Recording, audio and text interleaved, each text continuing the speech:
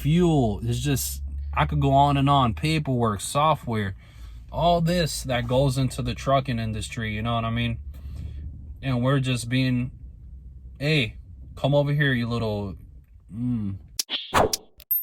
What's going on, guys? Peace and blessings to everybody. Started off my week rough. I started with stomach pains, throwing up, nauseous, vomiting all over the place, diarrhea. And then I stopped for the day. You know, I barely make it through the day because all I want to do is sleep.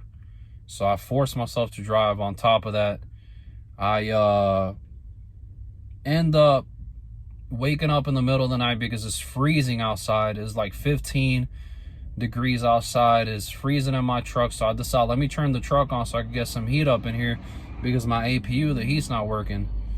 So then the truck doesn't want to start. And that's around 8 o'clock at night. And, you know, it's going to get colder. It's going to get worse. They finally come around 10, roadside, start smacking the starter to see if it'll start on me while you smack it. You know, it's a little trick. Sometimes it works, sometimes it doesn't. Didn't work.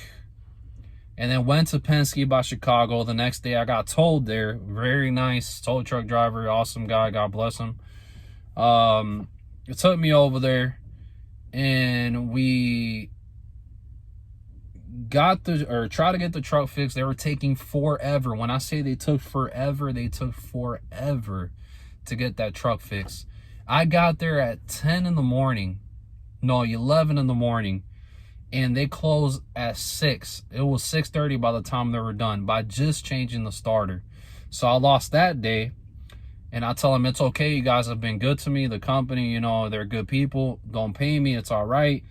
So then I wake up in the morning, or I start taking off to, you know, 7-hour drive from where I was at up here to Minneapolis. And then after that, I deliver the load, and they give me the next load. I drive 40 miles out of the way over here to the outskirts of Minneapolis, Minnesota, to pick up the load. I go to pick up the load. I give them the load number, and the lady is picking up the load. And then I start calling the broker. My dispatch starts calling the broker. They're going straight to voicemail. They're not answering. And the broker gave the load to the cheapest person. And now he's avoiding our calls. That's what it looks like right now. I'm pretty sure that's what it is. If it's not, I'll come up with an update video. But that is messed up. I don't want to put the broker on blast, but just my thoughts and opinion on everything. Look, I've had a crappy week, and there's people that have worse weeks, and they own a truck. I've owned a truck before, but they own a truck and they have flat tires. They have repairs to deal with. They have breakdowns to deal with. And then the broker wants to decide and give the cheapest option available. The person that'll haul it the cheapest, they'll give the load to them and leave you hanging, won't pick up your calls, anything, and they're not held accountable for their actions. Some type of a credit score system, regulations need to be put upon them. I believe that we're over-regulated left and right. We're just over-regulated as truck drivers, and these brokers aren't. And everybody's complaining about brokers this, broker that. And it's true, man. They're messing up the trucking industry. There has to be regulations. Yes, it's awesome to have a broker so you don't have to deal with finding the loads yourself or finding the customers yourself. You know, it makes it convenient. But at this point, you know, with one truck, it's hard to find a customer. But at this point, like, the best option, and I keep hearing it from everybody else, you know, we should find our own customers. I want to buy a truck eventually again, but this time I'm going to try and hustle to find my own customers. And I'm telling you, if you call people left and right, you know, you learn how to talk to people, you negotiate, you're able to get a customer. There has to be ways. And I've studied other ways of doing it, you know, which that's another video that I want to make on how to get customers whenever I do get my first customer. I'm going to show the process through that, but it's just crazy to me how we're so over-regulated and the brokers have no regulation, like, you know, no credit score. Hey, is this guy credible?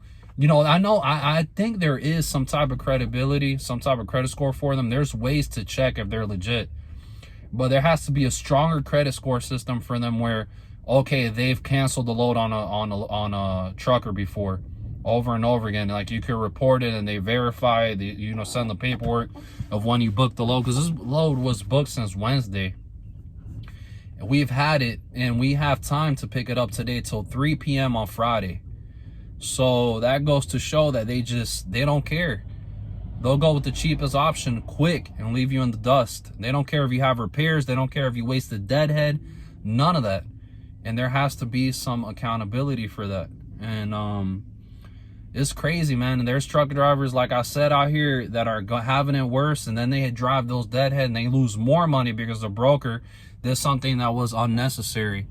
Instead of letting him know, hey, I found somebody cheaper before you even deadhead, you know, to pick up the load, because a lot of them track your load anyways. So why can't they tell you when you're at the pickup, oh, where's your delivery? You know, hey, I'm gonna go somebody cheaper, instead of having us deadhead all the way over here and finding out that somebody else is gonna take it for cheap. You know what I'm saying? Just a little rant, you know, that I wanted to come on here and say, we have to find our own customers. There has to be more regulations on these brokers. From what I know, they're not regulated like us at all. You know, putting crappy loads on the load board and taking a whole bunch of percentage for them. I've had a family in the business. I've been in the business since 2015, on and off. Is 2000, you know, actively 6 years. But is what, 2024. So yeah, that's my thoughts about everything. And it's crazy to me. It's crazy to me how they can just go and do that to us like nothing and get away with it over and over again. But truckers, everybody has their hands in the trucker's pocket. Okay, the brokers, the government, taxes, everything. You know, the customer, the broker, the shipper, receiver, everybody has their hands in the trucker's pocket. And we're the ones moving America with all this overhead cost of having to fix the truck, having to fix the tires, the engine, repair. One tire is $300, $500 depending where you stop. If you do roadside, it's going to be $500, $600, $700, $800 depending on the person, 4, 3. You know, it all depends on the company that's coming to repair your tire. Roadside repair, hoses, alternators, starters, engine overhauls, trailer, you know, equipment, fuel. It's just, I could go on and on. Paperwork, software, all this that goes into the trucking industry, you know what I mean? And we're just being, hey, come over here, you little, you know what I'm saying? But y'all stay safe, stay blessed. Peace. One.